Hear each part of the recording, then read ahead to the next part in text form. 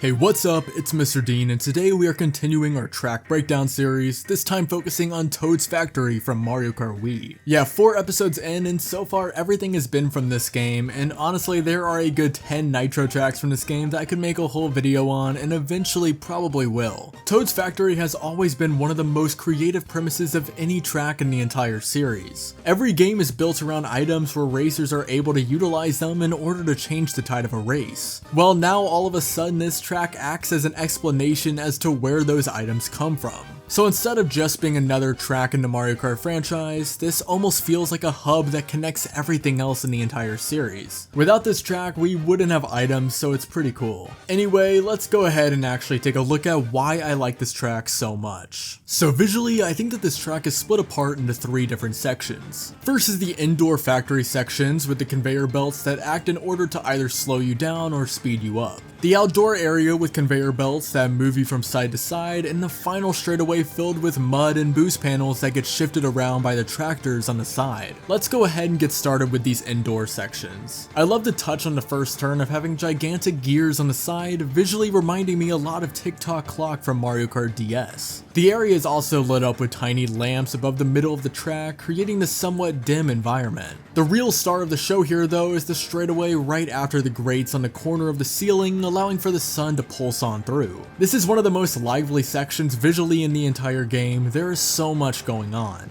The hydraulic presses in the middle of the straightaway are filled with presumably some kind of fluid that is used to make the item boxes in the game. Over on the sides of the straightaway, we see all kinds of animated gears moving all over the place. And during the actual gameplay, you actually see the boxes being turned into item boxes via the hydraulic presses slamming down on them. A few moments later on in the track, we are back in the factory, however this part takes on a more enclosed feeling. During this wide turn, there is an interesting circular pit which I am not 100% sure what this is supposed to be, but it looks dope. Right after this, we got some more dim lighting that encompasses this duo conveyor belt area, which finally leads into a turn with red emergency lighting. This is the coolest part of the entire factory in my opinion. I love the rush that you as the racer feels with the lighting like this, especially on lap 3. Going back on outside in between the 2 portions of the factory, we got crates all over the place. The little mushroom logo is very fitting since this is the closer to this game's Mushroom Cup. Something that I noticed while playing around with no clip is that the sun is just in the middle of the air here. I feel like this should probably be pretty deadly to the racers, but in traditional Mario fashion, they are all good. I like how these platforms are being suspended in the air with the aid of 2 cranes that are attached to the factory itself. This is something that is pretty subliminal while you are racing, but definitely doesn't go unnoticed when you are starting to pay more attention to the visuals. Also, the Toad holding the item box above the entrance back to the factory is so adorable, I love it.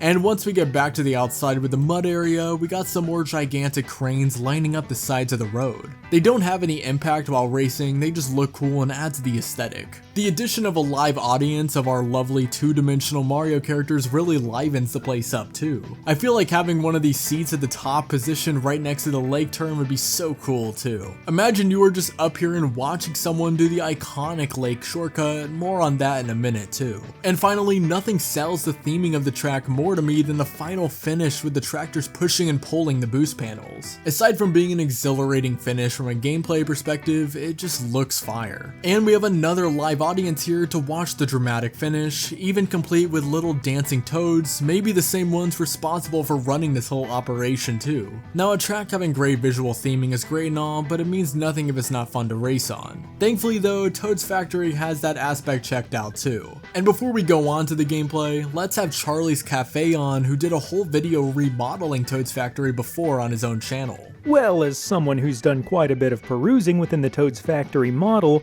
I think this is one of Mario Kart Wii's most technically and visually impressive tracks. The blue wall texture, for example, is really great because it doesn't depict anything in particular, just a slew of factory nonsense that can be convincingly applied to almost any surface in this building. And as for that strange circular pit, well, that's actually no, I have no idea what that is. But I did find it really impressive how Nintendo managed to mesh the Mario Castle theme with a factory theme, with the castle-like scrap metal walls and towers. Anyways, I'll let you have your video back, Dean. So right away, I think that the first turn of the track already holds the potential for some fun gameplay. You got 3 item boxes laid out in a straight line from the white part of the turn to the inside edge. A good number of players may be inclined to take this turn tight and go for the item box on the inside, which creates the option for other racers to intentionally take this turn outside in order to secure an item box. Of course, the opportunity for item boxes is present on the straightaway right after, but if you want an item as soon as possible at the beginning of a race, then that little decision is on the table. Once you do make it to the straightaway, we have one of the coolest gameplay systems in the entire game in my opinion. Over on the right and left, you have more item boxes, so if you missed one of the initial 3, then you got that option.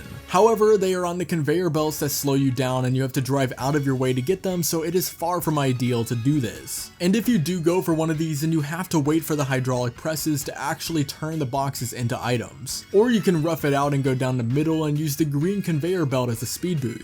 However, if you do this, then you have to risk being squashed by the presses, which if they hit you, then it has the same effect as a thwomp, so that's no good. With both of these being noted, the safe thing for the player to do is drive in between the 2 conveyor belts and avoid the hydraulic presses altogether.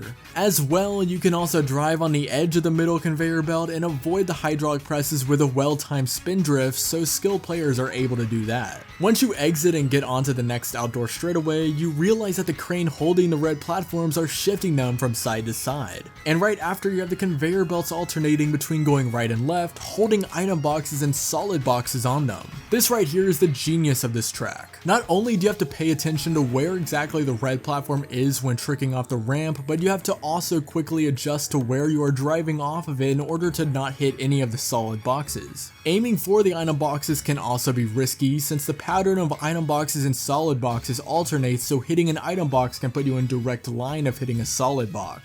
This is all something that becomes more second nature once you have played the track enough, but even in a competitive online match, this poses an interesting gameplay element. Once we get back into the factory, we have the same item box arrangement that we had at the beginning of the track, however this time it is more imperative that you grab one of these. There are no viable item boxes until the ramp at the end of the factory, so in a critical situation you may feel even more obligated to take this turn outside just to snag an item. The turn right after uses the conveyor belts to alternate throughout the race and causes racers to react quickly in order to drive on the correct one.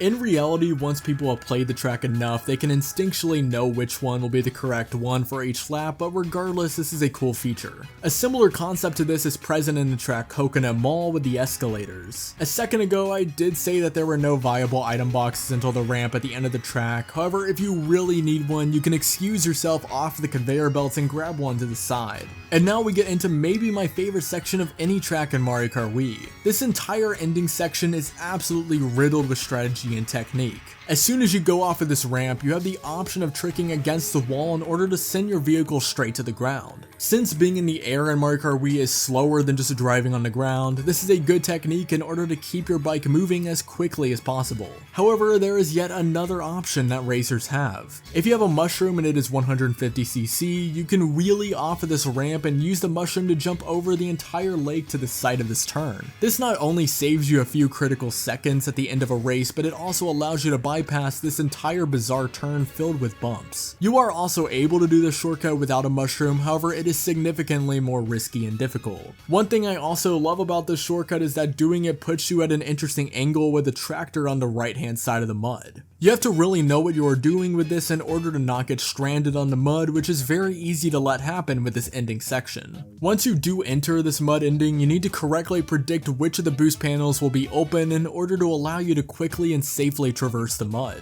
Once again, this is something that you need to get used to with practice, and it gets so satisfying just zipping around here. And finally, skilled players can low trick the final ramp on the track, which once again serves as a way for us to stay low to the ground and not waste time in the air. Really, the TLDR of this track is that it, much like the other 3 tracks that I've covered so far in the series, really utilizes the unique physics of Mario Kart Wii to its advantage. Even if some of the strategies that I noted in this video were more than likely not intended by Nintendo, it still adds to its overall exhilarating experience online. I am also just a sucker for tracks with dramatic finishes like this. There is just so much going on at every single turn of this track, and to me it all combines into one of the most unique and pleasurable experiences in the the entire franchise. And all of that is also combined with this extremely clever theming as well. The craziest part to me is that this isn't even my favorite track in the game.